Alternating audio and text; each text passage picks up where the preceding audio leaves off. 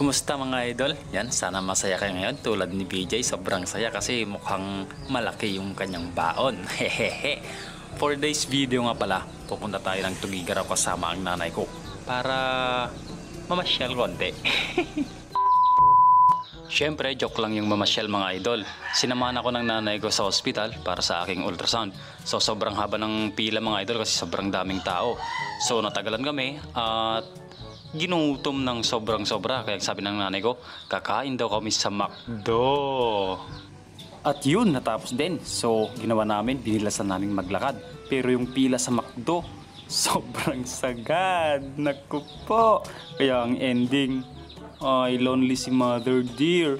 Halatang gutom na siya mga idol at parang gusto niya nang pumasok sa kusina. Sayang kasi gustong gusto pa naman niyang magpabili ng ice cream sa McDo. Gusto daw yung tikman mga idol. So ito na nga, nagtinapay na lang siya mga idol. Ginutom.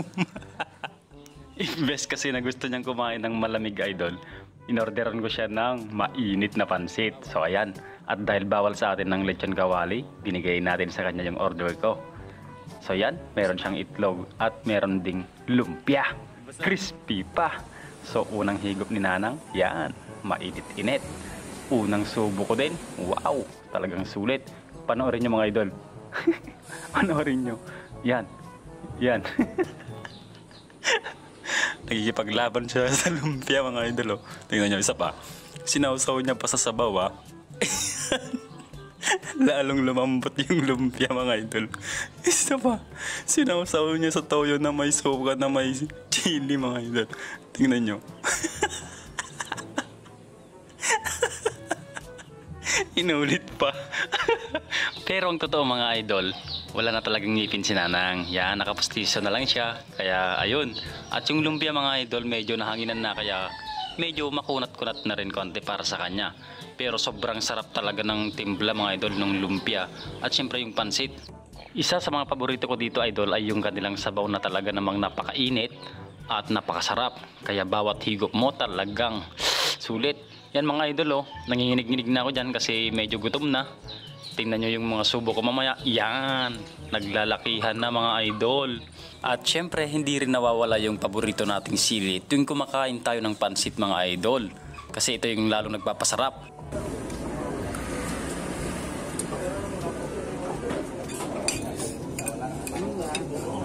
Sarap.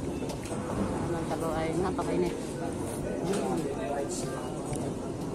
Namang sabaw. Kasi tayo, di mo maubos.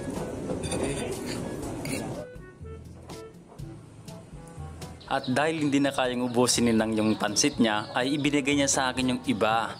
So ayan, kahit tapos na akong kumain ng parte ko, binigyan na naman ako ng pagkadami-dami.